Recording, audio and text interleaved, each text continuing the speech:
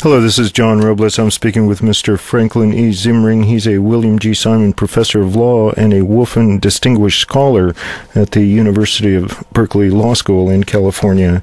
He's also the author of several books, including 3 books on guns and gun control. Hello, sir. How are you today?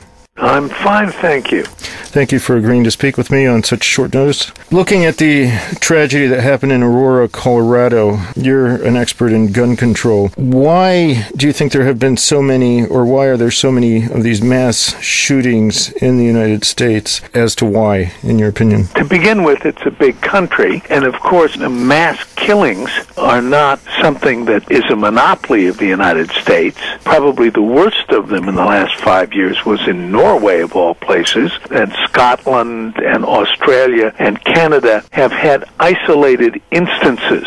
The problem, however, in the United States is that these kinds of one person or two persons killing a lot of people in public institutional settings, this is a recurrent American problem, and one of the reasons for that is because the means of one person being able to kill a lot of people, you either do that with explosives, when you can kill a lot of people with just one force, but you can't keep doing it without putting yourself at terrible risk. It's a wonderful place to be.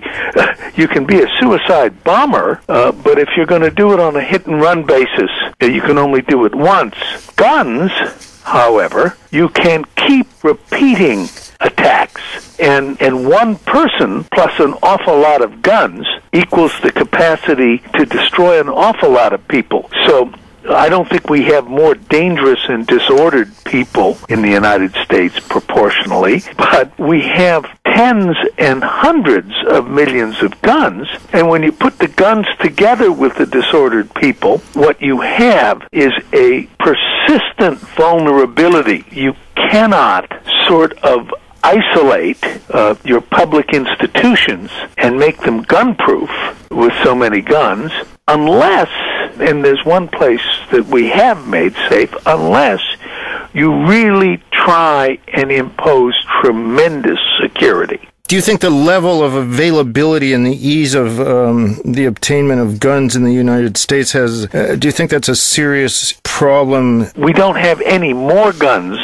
in the United States in 2012 than we had in 2000. But we had plenty then, and we have plenty now. The general homicide rate has not gone up, so that rates of lethal violence are, for America, actually somewhat lower than they were in the early 1990s. But the vulnerability to this kind of mass shooting has remained very high. And it's no coincidence that these are done with guns. Guns create the mechanical capacity for one disturbed person to inflict damage on lots of people and to keep doing it. So, sure, there are people who say that the use of guns here is just a coincidence. It isn't really a cause of the problem. But I'm just not sure what planet they're living on. Just a reminder, you're listening to an interview with Frank E. Zimring. Why are Americans so against stricter gun control?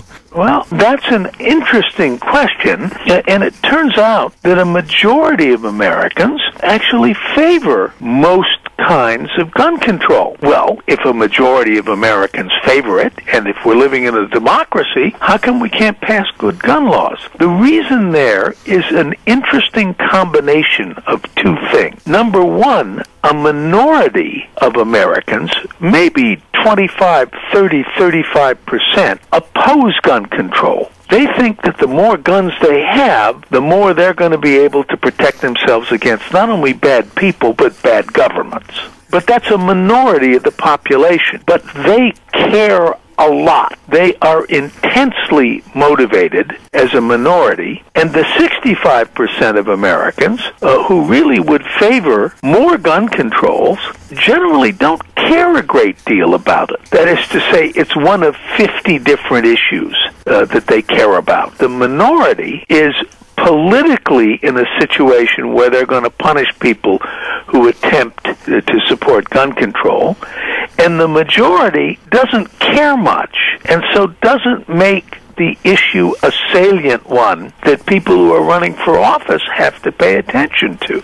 And the stunning thing about that is that we had a ban on so-called assault weapons in federal law for 10 years, beginning in the mid-1990s, and that law was allowed to expire politically, even though the majority of the population supported it, because the majority who supported it didn't care much about it. Now, these so-called assault weapons are essentially semi-automatic guns. They're not used in a tremendous number of ordinary homicides. Handguns that aren't semi-automatic are as much of a problem or more. But the semi-automatic so-called assault weapon is the mass shooter's best friend, because you can put magazines in it and one weapon can fire 100 different rounds. So it's an ideal weapon for mass killing, which isn't very important for sports. Right. And yet, even after the Columbine school shootings, the political situation was such that the law banning them was permitted to expire. I'm mentioning this, underlying it, because it is a wonderful example of how in a democracy the people who care a lot, even if they're in a minority, can continue to be politically powerful when the majority that would support stronger controls is not deeply motivated. Now, what happens in the United States is that when you have one of these mass shootings and it's publicized, for 2 weeks we talk about how can we do this, and it's a real problem and we should do something about it. Do you think it's glorified as well in the media? I mean, do you think if there wasn't so much media attention? I mean, anything. Look, the question is, why do these people do it? The answer is to get attention, to be important. You're listening to part one of an interview with Frank E. Zimring, a William G. Simon Professor of Law and a Wolfson Distinguished Scholar at the University of California, Berkeley Law School.